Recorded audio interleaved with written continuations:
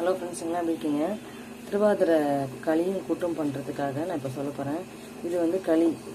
இது வந்து என்ன பண்ணேன், நான் பச்சரிசியை நல்லா வறுத்துட்டேன். அதுக்கப்புறம் பைத்தம்பருப்பு கொஞ்சமாக ஒரு டேபிள் ஸ்பூன் அந்த மாதிரி போட்டு அதையும் சேர்த்து வறுத்துட்டு மிக்சியில் உடச்சி வச்சுருக்கேன்.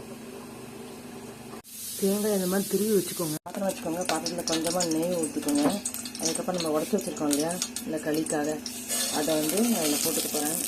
போட்டுட்டு மெஷர்மெண்ட் எந்த டம்ளராக நீங்கள் எடுத்தீங்களோ அதே டம்ளரால் விட்டுக்கோங்க. நான் இதில் வந்து அரை டம்ளர் எடுத்துக்கிட்டேன், பெரிய டம்ளராக இருக்கிறதுனால அரை டம்ளர் அரிசி எடுத்துக்கிட்டேன். நான் இதுலேயே தான் தண்ணி மெஷர்மெண்ட் பண்ண போகிறேன். வெள்ளத்தை நல்லா பொடி பண்ணி வச்சுக்கோங்க. பொடி பண்ணிவிட்டு அரை டம்ளர் நான் அரிசி போட்டதுனால அதே அரை டம்ளர் மட்டும்தான் நான் வெள்ளம் போட்டுருக்கேன். உங்களுக்கு கொஞ்சம் ஸ்வீட்னஸ் ஜாஸ்தி வேணும்னா நீங்கள் 3/4 போட்டுக்கோங்க. தண்ணி 2 டம்ளர் ஊற்றிட்டேன்.